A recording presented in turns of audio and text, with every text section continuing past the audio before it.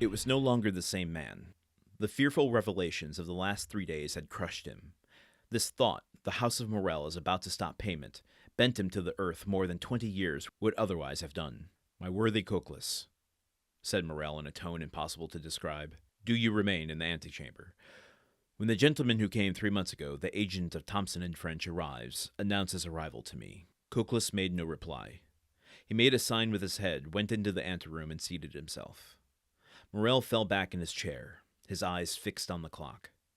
There were 7 minutes left, that was all. The hand moved on with incredible rapidity. He seemed to see its motion. What passed in the mind of this man at the supreme moment of his agony cannot be told in words.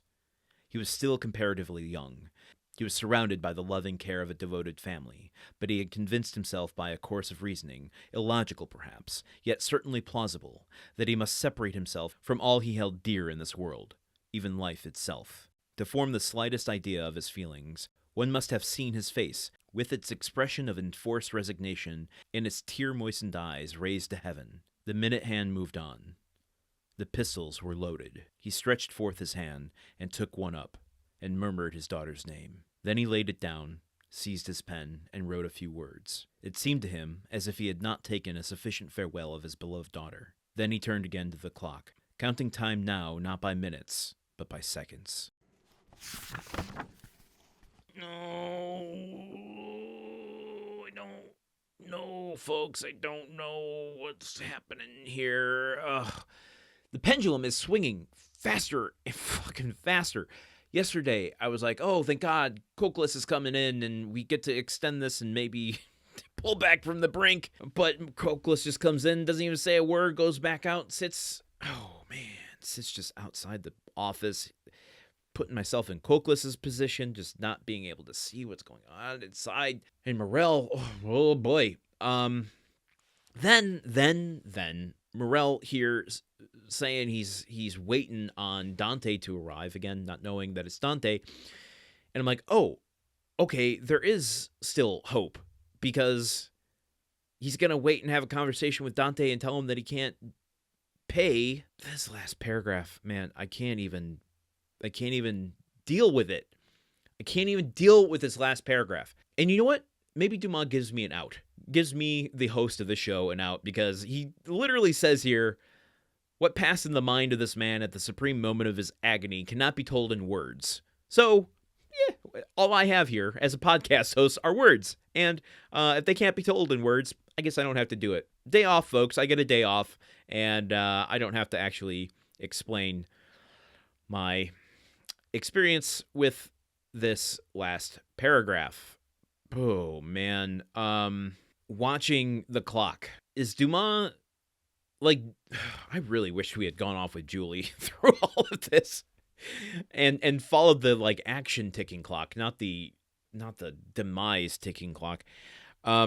Just putting yourself in the position of Morrel, and I'm sorry, folks, you don't have to do that if you don't want to, but to be watching the clock and seeing 7 minutes left and knowing that is all the time you have left by your own choice. I can't fathom it. I can't wrap my head around that. Oh God, this is hard, folks. This is the hardest I've had on this show so far to get through. I can't even. Okay. We'll just get through it, folks. We're just here. We're all holding hands. Put your mental pictures out of our hands holding each other's hands, and we're going to do this, okay? He's watching the clock so intently, knowing that those last 7 minutes are all he has left, and with such intensity that he can almost see the minute hand moving, even though we know that, a watch clock never actually moves if you've ever been in the last 5 minutes of high school watching the clock. And his hand reaching out to grab one of the guns on the table, the second he touches it, his daughter's name comes out of his mouth. Because clearly the pistols are a symbol to him of what's to come, the finality of what's about to happen. But more than that, all he's giving up. And it's like the second he touches his fate, the immense feelings he has towards his family, his daughter, just pours out of him. Julie. I mean, it doesn't give dialogue there, but like he touches the gun and just can hear him kind of just whispering it to himself or in his mind. Julie, Julie, Julie. Julie will be left behind. Julie will see what has happened. Julie will be exposed to this horrific tragedy and decides to write some more. He feels that he hasn't taken a sufficient farewell to her. But here's the kicker, folks, is like there's never going to be a sufficient farewell. And I think Morrel kind of knows that because as he said to Maximilian in yesterday or the day before's episode that he bid her adieu already, this is him, those self-preservation things kicking in that everybody has. Like, I can't do this. I have to delay this as far as I can.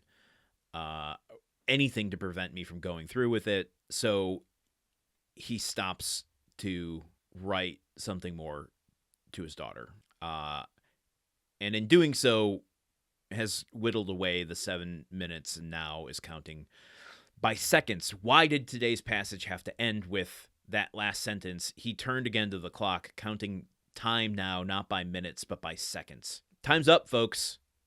We have 3 episodes left of this chapter. For fuck's sake. I'm sorry. I'm trying to swear less on the show, but I can't help it. This one's getting me real hard. Okay, let's not luxuriate in this. I'm so sorry, folks. You know what? Here, I'm gonna not to be glib about this episode at all. I recognize some of you listen to this first thing in the morning, and I don't want to leave you with this throughout the day. So I'm just gonna leave you with a joke today. Not to be glib about anything we're reading, but just like, here's a groaner. I'm going to tell you it's a groaner right out the gate. And hopefully this counteracts a little bit of what we have to go through here. A guy walks into a doctor's office holding his arm, and he says to the doc, "Hey, doc, I broke my arm in 2 places." The doctor looks him over very thoroughly, and then, after writing on his clipboard, looks at him and says, "Well, I would recommend that you stop going to those places." Okay, bye! The Countdown of Monte Cristo is part of the Gruntwork Podcast Network. This show is produced, edited, and hosted by Landon Solano. The original text of The Count of Monte Cristo by Alexander Dumas. Theme song by Magic Solo. If you want to support the show and others like it, visit patreon.com/gruntworkpod. Thank you for listening. See you tomorrow.